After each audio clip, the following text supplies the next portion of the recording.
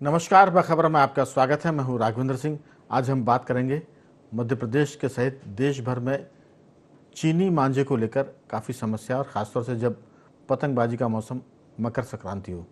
उसकी वजह ये कि चीनी मांझा जानलेवा है, उससे लोग घायल तो होते ही हैं, कई लोगों की मौत भी हो जाती है। एक डॉक्टर की मौत हो गई है, इंदौर में एक आदमी की मौत हो गई जो दुपहिया चालक है। गला काट मांझा और जानलेवा पानी, ये दो समस्याएं मिलकर करेला और नीम चढ़ा हो गई है। एक तो प्रदूषित जल से लोगों की जान जा रही है, और दूसरा हम बात करें मकर संक्रांति पर पतंगबाजी के शौक ने एक दूसरे को पैंच लड़ाने तक तो ठीक है, लेकिन मैं ही जीतूं इस वजह से चीनी मांझे का इस्तेमाल हो रहा है, और चीनी मांझे ने लोगों की जान लेना शुरू कर दिया। और ये पहली बार नहीं है। आज हम इस पर इसलिए बात कर रहे हैं क्योंकि जब ये घटनाएं होती है तब प्रशासन जागता है। हर साल मकर संक्रांति के पहले लोग पतंगबाजी करते हैं और उसमें चीनी मांझे का इस्तेमाल होता है। मध्य प्रदेश में चीनी मांझा प्रतिबंधित है, उस पर बैन है। उसके इस्तेमाल पर 5 साल की सज़ा का प्रावधान भी है। तो पुलिस महकमे को नहीं पता कि अगर मकर संक्रांति आ रही है और चीनी मांझे का इस्तेमाल हुआ तो इस पर लोगों की जान जाएगी। तो पतंगबाजों की दुकान पर वो छापा क्यों नहीं डालते, पूछताछ या एक तरह की सर्चिंग क्यों नहीं करते, या पतंगबाजों को जो पतंग की दुकानें हैं उनके मालिकों को, विक्रेताओं को इकट्ठा कर कर उनके साथ मीटिंग करके बात क्यों नहीं करते कि अगर चीनी मांझा आपके पास है तो उसे नष्ट कर दें, नहीं तो आप पर कड़ी कार्रवाई की जाएगी। जब ये हादसे होते हैं तब सब लोग ऐसे जागते हैं जैसे ये पहली बार हो रहा है। तो ना कोई सुनने वाला है और ना कोई समझने वाला। मांझा गला काट कर जान ले रहा है और पानी लोगों को जो है मृत्यु की कगार तक ले जा रहा है। आज इसी पर विस्तार से बात करेंगे। चर्चा के लिए हमारे साथ स्टूडियो में मौजूद है हमारे कंसल्टिंग एडिटर श्री योगीराज योगेश जी। योगीराज जी, आपका बहुत स्वागत है। दिल्ली से हमारे साथ सामाजिक और राजनीतिक विश्लेषक नागेंद्र सिंह परमार जी हैं। नागेंद्र जी, आपका भी बहुत स्वागत है। और मध्य प्रदेश के जाने माने सामाजिक कार्यकर्ता कमल राठी हमारे साथ फोन लाइन पर हैं। कमल जी, आपका भी स्वागत है। और हमारे पत्रकार साथी देवदत्त जी भी फ़ोन पर हैं। देवदत्त जी, आप सभी चारों मेहमानों का बहुत बहुत स्वागत है। चर्चा की शुरुआत कमल राठी जी आपके साथ करना चाहते हैं। आपका चेहरा दिखाई नहीं दे रहा है, लेकिन आपकी आवाज़ से हम इस चर्चा की शुरुआत कर रहे हैं।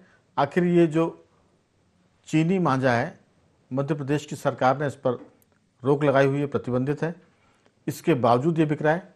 और अगर ये बिक रहा है तो फिर गिरफ्तारियाँ क्यों नहीं हो रही, इस पर कार्रवाई क्यों नहीं की जा रही? इंदौर में तो कलेक्टर ने निर्देश दे दिया कि कड़ी कार्रवाई की जाएगी, और व्यवस्था ये भी है कि 5 साल तक की सज़ा आपको हो सकती है। लोगों को ना तो कानून का डर है और ना लोग निजी रूप से इसकी जिम्मेदारी समझ रहे हैं। दोनों मोर्चों पर समाज भी इसमें विफल है और सरकार भी इसमें कमज़ोर कड़ी साबित हो रही है। आपकी राय? नहीं, बिल्कुल राघवेंद्र भैया, उसमें देखिए, प्रधानमंत्री से लेकर पार्षद तक राजनीतिक रूप से कड़ियां ऊपर से लेकर नीचे तक, और चीफ सेक्रेटरी और से लेकर नीचे चपरासी तक की पूरी हायरार्की हमारे संविधान में बनी हुई है। और उसका बनाने का जो उद्देश्य था यही था कि सरकार अगर कोई नियम या कानून बनाती है तो वो हर स्तर पे हम लागू कर सकें और व्यवस्थित उसका क्रियान्वयन कर सकें। लेकिन जहां तक है जो नीचे की लेवल पे काम होता है वो प्रैक्टिकली काम हो ही नहीं पा रहा है। सरकार ऊपर से कितने ही आदेश दे दे, कलेक्टर आदेश दे दे, लेकिन नीचे जब एसडीएम, नायब तहसीलदार, तहसीलदार, पटवारी या हम थाने से कहें तो वो नीचे तक उस चीज को उतार नहीं पाते हैं। भाई, इसमें क्या, भोपाल जैसे शहर में 10-20 जगह है जहां पतंगें बिकती होंगी, इससे ज्यादा जगह नहीं होगी। वो 20 जगह अगर आपने छापा मार दिया तो मांझा खत्म हो जाएगा। 4 दिन 8 दिन बाद वो खुद ही आदमी बंद कर देगा मांझा बेचना। तो इतना आसान, मतलब बोलना जितना आसान है उतना ही, क्योंकि ये बहुत व्यापक रूप नहीं है कि कोई नमक का है कि हर किराने की दुकान पे बिकता हो। मांझा बेचने वाले भोपाल में 10-20 लोग होंगे। तो अगर हम उन पे भी अंकुश नहीं लगा पा रहे हैं तो ये सरकार की विफलता है। इससे लोगों की जान जा रही है। अच्छा, लोगों की जागरूकता का परिचय तो हमारे देश में उस चीज के लिए हम विदेशियों की तारीफ करते हैं कि अमेरिका में ऐसा होता है, लंदन में ऐसा होता है, लेकिन जब हम अपने देश की बात करते हैं तो हम बिल्कुल बेपरवाह, लापरवाह, और जितना हो सके हम नियम तोड़ने के सारे हथकंडे आम आदमी भी अपनाने में कहीं पीछे नहीं है। बिल्कुल। दरअसल बात जिम्मेदारी की भी है और जागृति की भी है। लेकिन मैं हमेशा एक बात बोलता हूं, जब भी कर्मचारी अधिकारियों की बात आती तो आईएएस से लेकर चपरासी तक की हम बात करें, तो सरकारी तंत्र में मैं बार बार कहता हूं कि जो लोग काम करते हैं उन सज्जन अधिकारी कर्मचारियों से क्षमा याचना के साथ कि हमारे यहाँ तंत्र काम नहीं करने की तनख्वाह लेता है और काम करने की रिश्वत लेता है। अब वेतन तो उनको मिल रहा है काम नहीं करने का, राठी जी, और अगर चीनी मांझे को पकड़ना है तो रिश्वत लेंगे तभी हम काम करेंगे। ये जो जड़ता और निठल्लापन है, यही पूरी समस्या की जड़ है। ऐसा नहीं है कि मैंने कहा कि अचानक दिवाली आती हो तो तब पटाखे चलते हो, अचानक होली आती हो तब रंग की बात होती हो, अचानक मकर संक्रांति आ गई है इसलिए साहब हम क्या कर पाए। सब चीज़ें तय है पहले से, तारीख तय है कि किस तारीख को मकर संक्रांति होगी, कब दिवाली आएगी, कब दशहरा आएगा। लेकिन तंत्र है कि पहले सोता है, हादसे होने के बाद वो जागता है। इस चर्चा को मैं आगे बढ़ा रहा हूँ, दिल्ली की तरफ ले जा रहा हूँ। हमारे साथ नागेंद्र जी है। नागेंद्र जी, सबको पता होता है कि जब पराली जलाई जाती है तब दिल्ली में प्रदूषण होता है। सबको मालूम है कि दिल्ली के आसपास जो एनसीआर है कि उसकी जो फैक्ट्रियां हैं उस वजह से दिल्ली में प्रदूषण होता है। और आप कई बार बता चुके हैं कि ऐसी 70-75 ऐसी वजह जो हमको पता ही नहीं है प्रदूषण जिनकी कारण होता है। लेकिन हमारे यहाँ तंत्र तो सिर्फ गाड़ियाँ बंद करो सड़कों पर और उसके साथ साथ जो गाड़ियाँ उसको स्क्रैप करो, मूल बात पर प्रहार नहीं होता है। आज इसी पर कि दिल्ली में भी मांझे से मौत हो रही है, एनसीआर में भी पतंगबाजी होती है, राजस्थान में भी होती है। और प्रदूषण पानी का ये है कि हर शहर में प्रदूषण है पानी का और उसकी वजह से लोग बीमार होते हैं या मर रहे हैं। आपकी राय? जी राघवेंद्र जी, सबसे पहले तो आपको, मेरे को पैनलिस्ट को और IND24 के सभी दर्शकों को मकर संक्रांति की बहुत बहुत शुभकामनाएं और राम राम। और देखिए राघवेंद्र जी, आपने बिल्कुल ठीक कहा। हमारे यहाँ एक कहावत भी है कि सोते हुए को तो जगाया जा सकता है, लेकिन जो सोने का अभिनय कर रहा है उसे आप कैसे जगाएंगे। तंत्र की हालत यही है। चाहे केंद्र हो चाहे राज्य स्तर पे हो, ऊपरी स्तर पे चीजें बहुत इम्प्लीमेंटेशन करने के लिए सख्त निर्देशों के साथ नीचे भेजी जाती है, लेकिन नीचे जो स्थानीय स्तर के जो तंत्र के जो लोग हैं वो पता नहीं कैसी कुंभकर्णी नींद सोए रहते हैं, या किस तरह की वो सेटिंग गेटिंग है, या क्या उनकी तरह की चीज होती है कि वो सब कुछ पलीता लगा देते हैं जो ऊपर से निकल के आती है बातें। ना केवल दिल्ली, ना केवल मध्य प्रदेश, अनेक राज्यों में इस चाइनीज मांझे को लेके सख्त प्रतिबंध हैं। पर्यावरण संरक्षण अधिनियम के तहत आपने ठीक कहा कि जुर्माने हैं और जेल भी है, क्योंकि ये धागे से, एनजीटी भी साफ कहता है हमारा कि ये धागे से बना हुआ नहीं है ये मांझा, इसमें नायलॉन और मेटेलिक पाउडर होता है, और नायलॉन मेटेलिक के ऊपर कांच और लोहे की चूड़े का उस पर लेप किया जाता है, जिसकी वजह से ये बहुत मजबूत और बहुत तीखा होता है। ये टूटता नहीं है, खिंच के और लंबा हो जाता है। और हर साल हमें देखने को मिलती है, राज्य दर राज्य, जिला दर जिला, अनेक जगह घटनाएं मिलती है कि गंभीर रूप से लोग घायल हो जाते हैं, मर तक जाते हैं चाइनीज वजह से। और ऐसी खतरनाक मांझे का बेरोक टोक हर साल ये आता है। हवा में अपने आप उड़ के तो आता नहीं, कोई ना कोई वो रोड से, पानी से, कहीं ना कहीं किसी तरीके से पहुंचता है, और स्थानीय स्तर पे हर जगह ये धड़ल्ले से बिकता है, धड़ल्ले से बिकता है। कौन इसे बेचने वाले हैं स्थानीय सूत्रों को पता रहता है, कहाँ ये आया पता रहता है, लेकिन उसके बावजूद इस पे रोक टोक नहीं। तो इसे हम यही कहेंगे कि ये तंत्र की पूरी तरह विफलता है। और विफलता इसलिए भी है कि देखिए, नागरिकों के घायल होने के लिए या उनकी मौत के लिए तो तंत्र भी एक तरीके से अप्रत्यक्ष रूप से, फिर या प्रत्यक्ष रूप से जिम्मेवार होना इसी बात के लिए। और दूसरी तरफ अगर आपने जो जल की बात करी, वो भी जीवन से जुड़ा हुआ संकट है, जल का भी। आप ये देखिए कि हम आम आदमी है, हमें तो बहुत ज्यादा ये नहीं पता रहता कि पानी का रंग बदल गया, उसमें से बदबू आने लग गई, या मटमैला या काला रंग हो गया तो दूषित है। कुछ ज्यादा जागरूक लोग हैं, वो सिर्फ ये समझते हैं कि हमने आरओ लगा रखा है, आरओ में TDS होता है, उससे मतलब पता चलता है पानी की गुणवत्ता का। हमें ये पता ही नहीं कि पानी में आर्सेनिक मिला हुआ है, फ्लोराइड मिला हुआ है, नाइट्रेट मिला हुआ है, यूरेनियम मिला हुआ है, उसको हम कैसे पहचानेंगे। सरकार ने जल जीवन मिशन के तहत मोबाइल टेस्टिंग वैनों की व्यवस्था कर रखी है, वो कहाँ टेस्टिंग वैन है, वो क्यों नहीं वार्ड वार्ड जाके पता करती कि पानी की स्थिति है क्या, वहां उसमें क्या मिला हुआ है, कितने दूषितता है या नहीं है। पानी, अधिकांश शहरों में सीवरेज की और पानी की लाइन साथ साथ बिछी हुई है, ऐसे में, और प्लास्टिक की लाइनें होती हैं, वो पाइप्स होते हैं ज्यादातर जगह। क्या कारण है कि थोड़े समय बाद वो गल जाती है, रिसाव होकर दोनों एक साथ मिल जाती है, पानी पीते रहते हैं। चलिए आनंद फानन में वो बदली नहीं जा सकती, लेकिन एक तयशुदा योजना के तहत तो उन्हें जल्द से जल्द बदला जा सकता है ना, युद्ध स्तर पे किया जा सकता है, क्योंकि जीवन से जुड़ा मामला है इसके जी लिए। तो इसके लिए कार्रवाई होनी चाहिए। और दूसरा इसका पहलू राघवेंद्र जी देखिए ये है कि सरकारों का काम अपना है, प्रशासन का काम अपना है, लेकिन एक सतर्क और सजग नागरिक होने के नाते हमारा भी कर्तव्य बनता है कि हम भी कम से कम अपनी कुंभकर्णी नींद से जागे तो सही। अगर तंत्र विफल रह रहा है प्रयासों को करने में, तो जीवन तो हमारा ही है, जीवन का संकट तो हमारा ही है। बिल्कुल। हम क्यों चाइनीज माजा खरीदते, हमें भी तो होड़ लगी हुई ना कि हमारी पतंग कटे ना, और हम कितने ही पेच लड़ाए तो हमें चाहिए चाइनीज माजा। पानी को लेके भी और चीजों को भी लेके हम सारी जिम्मेवारी सरकारों के सिर थोपेंगे, तो फिर ऐसी ही चीजें देखने को मिलेगी। जागरूक नागरिक होने के नाते हमें भी कुछ ना कुछ सतर्कता और सजगता दिखानी ही होगी। अब इसमें तो नागेंद्र जी, अगर पतंग उड़ रही है तो जो दुपहिया वाहन चल रहा है वो क्या करेगा? उसको तो नहीं पता, वो सतर्कता के पहले घर से निकलकर आंदोलन तो करेगा नहीं कि मैं घर से निकल रहा हूँ और अब इसको जो भी पतंग उड़ा रहा है वो रोक दे, नहीं तो मैं आंदोलन करूंगा। उनकी मजबूरी है कि वो सरकार पर निर्भर है और सरकार का तंत्र जो है वो आपराधिक लापरवाही कर रहा है। मुझे लगता है कि इसमें पुलिस और जो भी जिम्मेदार महकमे हैं वो अगर मकर संक्रांति के एक हफ्ते पहले अभियान चला दें तलाशी का, जो पतंग बेचने वाले हैं, जो मांझा बेचने वाले हैं, उन पर छापे मारे, या उनकी बुलाकर एक मीटिंग कर ले कि अगर किसी के यहाँ चीनी मांझा मिला तो उसे एनएसए में बंद कर दिया जाएगा, 5 साल की सजा होगी अलग। और पुलिस का जो अपना एक तंत्र होता है, उनकी पिटाई करना, उनका स्वागत करना, वो भरपूर करें, तो मुझे लगता है कि इस पर काफ़ी रोक लग सकती है। लेकिन जब कोई मरेगा, जब किसी का गला कटेगा, तब तंत्र जागेगा और फिर फौरी तौर पर कार्रवाई होती है।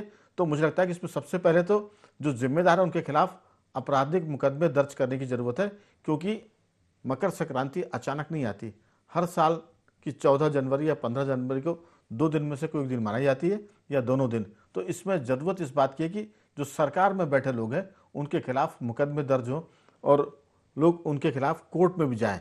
हमारे साथ देवदत्त दुबे जी पत्रकार हैं। देवदत्त जी, आपकी इस पर टिप्पणी। जी राघवेंद्र जी, बिल्कुल इसमें गैर इरादतन हत्या का मामला दर्ज होना चाहिए, क्योंकि इतना गंभीर मामला है कि आप थोड़े से पैसे के लिए कि मुनाफा कमाएंगे ऐसा धागा बेच के, या थोड़े से मनोरंजन के लिए किसी की जान जा रही, किसी के घर का चिराग बुझ रहा, किसी का कमाऊ चला जा रहा है, इसकी कोई चिंता ही नहीं है। और वाकई में ये देखो, ऐसा नहीं कि आसमान से बिजली गिर गई और कोई खतरा, ये कोई प्राकृतिक आपदा जहाँ बनता होगा, सप्लाई होता होगा, कहीं से आता होगा, दुकान आता होगा, पूरा तंत्र पर सवाल है। मैंने तो एक जगह ये कहा कि प्रशासनिक अधिकारियों ने सलाह दी कि आप हेलमेट लगा के और गले में मफलर पहन के जाए। सोचो, आप अपनी विफलता छिपाने के लिए तरीके भी सुझा रहे हैं।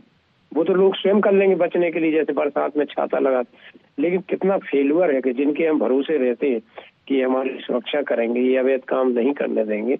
और नैतिकता की भी सवाल है कि लोग ये जानते हैं कि इस धागे से किसी को भी गला कट सकता, कुछ भी हो सकता है। पक्षी कितने कट रहे हैं, उनकी तो कोई कीमत नहीं है, जो पेड़ों में ये तार फंस जाते हैं। छतरपुर की एक घटना का याद आ रहा है कि वहाँ उल्लू इस तार में उलझ गया था, बड़ी मुश्किल से वहाँ लोगों ने उसको निकाला। तो जो कम पक्षी बचे हैं वो भी इससे उलझ रहे हैं, धन जन सबकी हानि हो रही है इसमें, लेकिन पूरा तंत्र अंधा बना हुआ है। सोचो आप, हर साल मकर संक्रांति आती है और ये घटनाएं वैसी होती हैं जैसे गणेश विसर्जन में दौरान कोई डूब के मर जाए, ऐसी ये कुछ घटनाएं बिल्कुल तय हो गई हैं, लेकिन कोई इंतजाम नहीं। बस घटना होने के बाद फिर ये सिर पीटना और फिर कलेक्टर आदेश निकालना, ये सब। ये तो पता है कि पिछले साल भी मकर संक्रांति के समय हुआ था, इस साल भी हुआ। ये तो पहले ही से शहर में प्रवेश क्यों हो रहा है? उस दुकान वाले को तो लाइसेंस निरस्त कर दो, और जो बेच रहा है उसको हत्या का मामला दर्ज करना चाहिए, तब जाके रुके। असल में इतनी कठोर कार्रवाई होगी तो फिर ये खबरें बंद हो जाएंगी। हमें लगता है योगीराज जी, ये जो सारा मामला है, प्रशासनिक और जो पुलिस की जिम्मेदारी है, उन पर पहले कार्रवाई करने की जरूरत। जब तक कोई 1 आध 2 4 मौत नहीं हो जाती घर के, जब तक मुखिया कोई बेचारा मरने के बाद परिवार अनाथ हो जाता है, बेटे और बेटियां मरने जुदा हो जाती, तो ये जो सारे मामले हैं, इसमें कड़ाई की ज़रूरत प्रशासन की तरफ से है। अगर कोई पतंगबाजी के लिए चीनी धागे का इस्तेमाल कर रहा है तो आम जनता उसमें कैसे रोक लगा सकती है? पानी के मामले में तो कर सकते हैं कि गर्म पानी उबाल के पी लो या कुछ और व्यवस्था कर लो। हालांकि ये भी बहुत अंतिम स्टेज की बात है कि आदमी खुद काम करे। उबाले पानी को या उसमें फिटकरी डाले या उसकी जो भी जांच पड़ताल करे, खुद को बचाए। लेकिन चीनी मांझा तो मुझे लगता है कि सबसे बड़ा अपराध है और इस मामले में सरकार ने कानून बना दिया है, प्रशासन को निर्देश दे दिए हैं और हर साल कई लोग इसमें जख्मी होते हैं और कई लोगों की मौत हो जाती है। तो गंभीर मामला है और जो मैंने कहा कि ना कोई सुन रहा है ना कोई समझ रहा है, गला काट मांझा है और जानलेवा पानी है। राघवन जी, इंदौर में 4 घंटे में 3 के गले कटे चाइनीज मांझे से। जी, ये हाल है आज के दौर का, और उसकी गंभीरता को न प्रशासन समझ रहा है न पुलिस समझ रही। एक और बात मैं आपको बताऊं, अब ये चूंकि चाइनीज मांझे का मामला है, एक तो इसको आप इतना ज़्यादा इसको पॉपुलर करना चाहिए लोगों को, जन जागरूकता का जो मामला आता है, क्योंकि कई लोग इसकी गंभीरता से ही वाकिफ नहीं। अभी लोग यही समझते हैं अरे सिंपल सी पतंग उड़ रही है और इसको उड़ने दो, लेकिन वो कितना घातक है। अभी जैसे नागेंद्र जी ने बताया कि उसमें कौन कौन से एलिमेंट्स शामिल मिलाए जाते हैं, उसमें उसकी कैसी कोटिंग की जाती है लोहे की और उसमें कांच का चूरा मिलाकर। तो एक तो इस बारे में लोगों को भी बताया जाए कि आप जब वहाँ से निकले तो कैसे निकले। लेकिन जो पहला जो कदम प्रशासन को खुद को उठाना चाहिए कि इतनी घटना होने के बावजूद भी आप कंट्रोल नहीं कर पा रहे। और एक चीज़ और बताऊँगा राघवन जी आपको कि अपन इस बात पे चर्चा कर रहे हैं, अपन जैसे 2-4 चैनल है जो इस पर इतने डिबेट भी कर लेते हैं, बाकी तो इसकी गंभीरता को लोग बहुत कम समझते हैं। एक चीज़ ये जो मैं बताना चाह रहा हूँ कि दुकानों पर आप प्रतिबंध बिल्कुल लगाई जाना चाहिए, कोई बहुत बड़ी बात नहीं है 10-20 लोगों को शहर में ढूंढना। आजकल चाइनीज़ मांझा ऑनलाइन बिक रहा है और उनके बाकायदा फेसबुक पे सोशल मीडिया पे इनके विंडोज़ बनी हुई हैं जी, वो आपको संपर्क कर रहे हैं, वो आपको नंबर दे रहे हैं, वो होम डिलीवरी करा रहे हैं।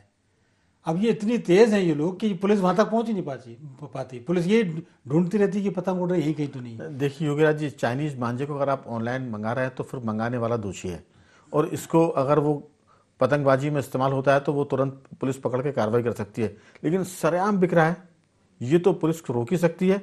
और जो ऑनलाइन मंगा रहा है मतलब वो जानते बूझते मंगा रहा है, तो उसका तो ये घोर अपराध है।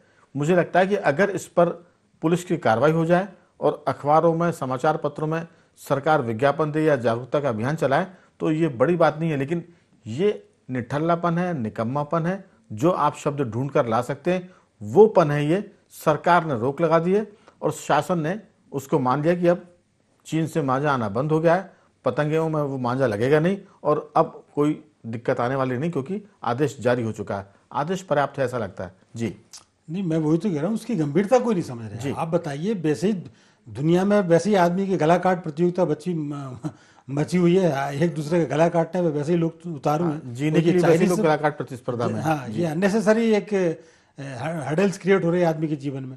और आप देखिए हमारे यहाँ तो बाइक चलाने का आप देखो लोगों का सलीका क्या है, वो खुद तो गाड़ी चलाएंगे और बच्चे को आगे बिठाएंगे, और ये बच्चों के लिए बहुत ज़्यादा घातक हो रहा है। और इंदौर या आसपास के फोटो आए थे अभी, बाइक चलाते हुए लोग वो ऐसा एक छतरी टाइप की बना के चल रहे हैं वो अपनी बाइक के आगे। हाँ, ये तो उल्टा यू टाइप का कुछ उन्होंने सेल्फ की है। लेकिन फिर वही बात है कि आखिर तंत्र कहाँ है। या तो ये कह दिया जाए कि हमने सिर्फ आदेश जारी कर दिया है और हर आदमी अपनी रक्षा खुद करे, हर आदमी अपने लिए शुद्ध पानी का इंतजाम खुद करे, तो फिर सरकार टैक्स लेना बंद करे, आदमी अपनी सुरक्षा भी कर लेगा, एक गार्ड लगा लेगा, खुद पिस्टल ले लेगा या कट्टा खरीद लेगा, जो भी होगा। क्योंकि आप केवल रस्म अदायगी कर रहे हैं। और राठी जी, ये जो रस्म अदायगी है ये जानलेवा साबित हो रही है। हम 80 साल बाद देश की जनता को शुद्ध पानी मुहैया नहीं करा पा रहे हैं, हम 80 साल बाद चीनी मांझे को रोक नहीं पा रहे हैं, तो ये छोटी छोटी सी बातें नहीं कर पा रहे हैं और चांद पर जाने की बातें होती। आपकी राय राठी जी? लोकसभा अपना कानून बनाने में वो रहते हैं कि हमने कानून बना दिया, और अधिकारी इसमें वो रहते हैं कि हमने उसका आदेश को आगे बढ़ा दिया। अल्टीमेटली जब कुछ नहीं होता आदमी न्यायालय की शरण में जाता है, उसी कानून के सहारे न्यायालय भी आदेश देता है, उसी की भी अवमानना हो जाती है। जब तक कि न्यायालय चीफ सेक्रेटरी को व्यक्तिगत रूप से बुला के नहीं बोलता है और बुला के पेशी नहीं लगाता है कि आप अगली सुनवाई में आइए, कार्रवाई होते मुझे कहीं समझ में नहीं आती। चाहे आप मांझे की बात करें, अभी पीने के पानी की बात करें, अब इंदौर हाई कोर्ट ने चीफ सेक्रेटरी को वर्चुअली प्रेजेंट होने को कहा है। अभी आप देखिएगा इंदौर में काम थोड़ी व्यवस्था होने लगी होगी, क्योंकि चीफ सेक्रेटरी को प्रेजेंट होना है तो नीचे तक डांट पड़ती है कि भाई हमें खड़े होना है, तुम ठीक करो। क्योंकि जब चीफ जस्टिस कहते हैं कि भाई हम तुम्हें जेल भेज देंगे, हम तुम्हें ऐसा कर देंगे, जब धमकाते हैं, जब जाके वो चीफ सेक्रेटरी को लगता है यार मेरा अपमान हो रहा है, काम करने लगता है। राठी जी, सवाल है कि क्या फिर न्यायालय ही काम करेगा। अगर न्यायालय खुद प्रशासनिक व्यवस्था करेगा तो फिर हमारे यहाँ जो व्यवस्था है लोकतंत्र के हिसाब से कि संसदीय चीज़ अलग है, फिर प्रशासनिक अलग है, फिर न्यायपालिका अलग है, तो कैसे काम चलेगा? अगर न्यायपालिका ही फिर प्रशासन संभालेगी तो फिर बाकी चीज़ों की ज़रूरत क्या है कलेक्टर एसपी की? ये बड़ी दिक्कत है। एक मुझे परसाई जी की वो याद आ रही कविता, उनकी कहानी है कि शायद शरद जोशी की कविता थी, परसाई जी तो नहीं, कि एक चौराहे पर कहीं हत्या हो जाती है, भीड़ लगी होती है और पुलिस जांच पड़ताल के लिए आती है और पुलिस पूछताछ करती है कि भाई ये हत्या किसने की है। जिनसे वो पूछा जाता है वो मना कर देते हैं। एक आदमी पीछे उस भीड़ में खड़ा होता है कि साहब मैंने इसकी हत्या की है, तो पुलिस वाला डंडा फटकारते हुए कहता है कि आपसे पूछा क्या हमने? जिससे पूछेंगे वही बताएगा। तो प्रशासनिक व्यवस्था तो इस लेवल की है कि हम जो चाहेंगे वही करेंगे। अगर कोई निकल कर भी आती कि भाई यहाँ से मांझा बिक रहा है, प्रदूषित पानी के लिए फलाना अफसर जिम्मेदार है या पेड़ कटने के लिए ये लोग दोषी हैं, तो कहा जाएगा कि आपसे पूछे तो बताइए। वरना शासन तो ऐसे ही चल रहा है कि अंधेर नगरी वो टके शेर भाजी और टके शेर खा जाए। जी राठी जी।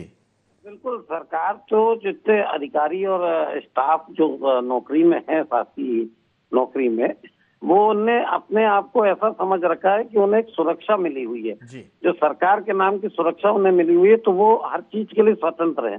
वो चाहे पानी में लापरवाही बरतें कि आदमी खराब पानी पिए, या वो लापरवाही बरतें कि सब पेड़ काटने की अनुमति कोर्ट के रोकने के बावजूद भोपाल में 2000 पेड़ काट दिए।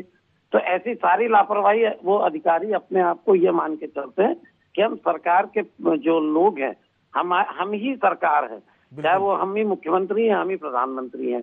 वो तो न्यायालय की जो फटकार है, जो लोकसभा विधानसभा से पारित कानून जो बने हुए हैं, उन पे जब न्यायालय फटकार लगाता है तब जाके 10% काम हो रहा है। फिर भी 90% काम नहीं हो रहा है, न्यायालय भी कब तक फटकार लगाएगा? बिल्कुल, कितने केसेस सुनेगा? तो हम जुडिशरी का तो प्रैक्टिकली देख रहे हैं, ये पानी के मामले में भी ऐसा देख रहे हैं कि इतने लोगों की जान चली गई। अब आपने कह दिया सब रीनल फेल्योर से आदमी की जान चली गई। ये नहीं कह रहे खराब पानी से। भाई जब खराब पानी आदमी ने पिया, उससे उसको हैजा हुआ, उसको हैजा होने से उल्टी दस्त हुए, उल्टी दस्त होने से उसका ब्लड प्रेशर नीचे हुआ, ब्लड प्रेशर नीचे होगा तो किडनी फेल होगी। तो अब आदमी की मौत तो किडनी फेल से हुई। तो उन्होंने कहा नहीं साहब, आदमी किडनी फेल से मरा, पानी की उससे थोड़ी मारा है। राठी जी, दरअसल ऐसा नहीं कि ये सब बातें अफसरों को नहीं मालूम है, सरकार में बैठे लोगों को नहीं पता है।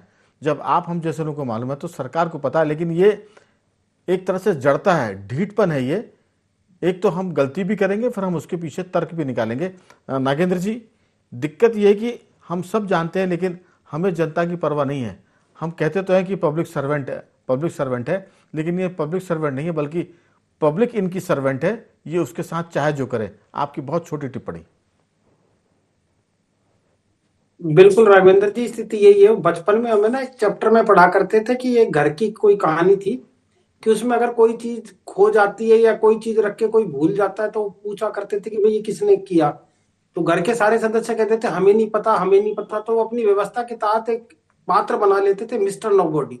तो पूछा जाता था कि फलानी चीज यहाँ रखी थी, कहाँ गायब हो गई? तो जिसने गायब करी थी वो भी कहता था कि मिस्टर नोबॉडी का काम है। तो सारे में ये मिस्टर नोबॉडी है जो कर रहा है। बिल्कुल पता सबको है कौन है, लेकिन वो मिस्टर नोबॉडी अदृश्य है ये करने के लिए। अब हम ये तो नहीं टालने की चीजें हैं जी। हम ये तो नहीं कह सकते कि जो जिम्मेदार है उनके घरों में ये हादसे हो जाएं, उनके किसी परिजन का गला कटे या कोई खराब पानी के कारण बीमार हो जाए। लेकिन ये इस लेवल पर है कि जब तक उनके साथ घटित नहीं होगा तब तक वो नहीं जागेंगे। देवदत्त जी, आपकी कोई टिप्पणी इस पर?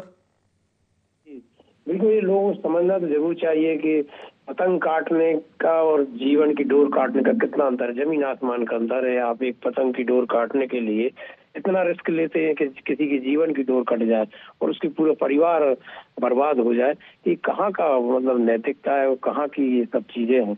ये तो लोगों को भी सोचना चाहिए, क्योंकि यदि प्रशासन कई जगह नहीं कर पा रहा तो स्वयं भी सबको उनको भी देखना चाहिए कि ऐसा ना करें। वो सामान्य धागे से भी मजा लिया जा सकता है। अपने मजे के लिए किसी की जिंदगी पूरे गर्त में कर दे, पूरा दुख भरा कर दो उसका परिवार, जीवन, ये कितना दर्दनाक है। तो इसमें वाकई में नैतिकता की बहुत जरूरत है कि जो लोग बेच रहे हैं और जो खरीद के उड़ाने की सोच रहे हैं उनको भी सोचना चाहिए कि प्रशासन तो फेल हो ही रहा है, साल दर साल ये बिक रहा है, जबकि इस पर प्रतिबंध पूरी तरह होना चाहिए था। ये तो वैसे ही जैसे आप एटम बम बेच रहे हो कि बम है वो तो कहीं गिरेगा तो फटेगा तो लोग मरेंगे ही। दरअसल आपने कहा कि नैतिकता की बात है, तो नैतिकता तो मुझे लगता है कि बहुत ही दुर्लभ चीज़ है, और वो कहीं मिल जाए तो ज़रूर बताएं कि कहाँ मिल रही है। वो कहीं पंसारी की दुकान पर मिलती नहीं है, अगर मिलती तो लोग सब खरीद लेते। ये तो जड़ता है, लापरवाही है, और मैंने कहा था कि ये अपराध एक तरह का। योगीराज जी, ये अपराध की श्रेणी में है कि अगर सरकार ने किसी चीज़ को प्रतिबंधित किया तो वो बिक कैसे रही है, और बिक रही तो वो जिम्मेदार क्या कर रहे हैं। और वो ऐसे सीजन पर बिकती है जिसकी तिथि तय है। इस जनवरी के ही महीने में ज़्यादा बिकता है ये मांझा, इसके बाद वो ख़त्म होता है, और 15 जनवरी और 20 तक इसको मुझे लगता है कि पतंगबाजी होती है देश में, और बाकी के बाद ये ठंडे बस्ते में जाता है। 8 दिन की मेहनत नहीं हो पा रही है, लोगों की जान जा रही है, कई घरों के चिराग बुझ जाते, कई घर अपने किसी ऐसे बेचारे आदमी को खो देते जो स्कूटर से जा रहा है, बहुत ही निम्न मध्यम श्रेणी के लोग होते, पूरा परिवार तबाह हो जाता है एक जिम्मेदार व्यक्ति की मौत के बाद। आपकी छोटी सी टिप्पणी। नहीं, असल में पुलिस और प्रशासन के लिए ये कभी गंभीर मुद्दा रहा ही नहीं। बहुत कैजुअल इस मुद्दे को ये प्रशासन लेता है, और इसलिए घटना होती है। जी, घटना होती है, आदमी जाता है तो ठीक है साहब, कार्रवाई करके रिपोर्ट लिख देते हैं, किस्सा खत्म। लेकिन जो एक्शन लेने की जो बात आती है कि आपको ये नहीं पता शहर में कि कहाँ कहाँ कैसा कैसा कौन ला रहा है और किसके मार्फत आ रहा है। जी, आप बड़े बड़े इंटरनेशनल रैकेट को पर्दाफाश करने का दावा करते हैं, और एक चाइना बेचने वाले लोग आपको नहीं मिल पाते। तो ये बहुत बड़ा फेल्यूर है प्रशासन का। अब इस काम को भी, जी हाँ, फेल्यूर है, उसको बहुत प्रायोरिटी बेस पे किया जाना चाहिए, क्योंकि ये किसी की जिंदगी से जुड़ा मसला है। हाँ, अब इसको अजीत डोभाल साहब तो आके करेंगे नहीं सॉल्व, और ना अमित शाह जी देखेंगे केंद्रीय गृह मंत्री। ये तो लोकल पुलिस का मामला है और जिला प्रशासन का मामला है, इसको देखे। लेकिन वही बात है कि ना कोई सुनने को तैयार है, ना कोई समझने को। गला काट मांझा जान ले रहा है, और प्रदूषित पानी लोगों को अस्पताल में पहुंचा के कई परिवारों को अनाथ कर रहा है। मध्य प्रदेश के इंदौर में भी 23 लोग मर चुके हैं दूषित पानी की वजह से। गले काट मांझे ने भी इंदौर में 2 लोगों की, एक डॉक्टर की जान ली है। और मुश्किल ये है कि किसी को इसकी बहुत परवाह नहीं है, सब कागजी कार्रवाई कर रहे हैं, रस्मी तौर पर काम कर रहे हैं। युवराज जी, समय समाप्त हो चला है, इसलिए मैं चारों मेहमानों का धन्यवाद करूंगा। आपका भी युवराज जी धन्यवाद, नागेंद्र जी आपका धन्यवाद, देवदत्त जी आपको साधुवाद, और कमल लाठी जी आपका बहुत धन्यवाद कि आपने चर्चा में हिस्सा लिया। बखबर में आज सिर्फ इतना ही। बने रहिए हमारे साथ और देखते रहिए IND24।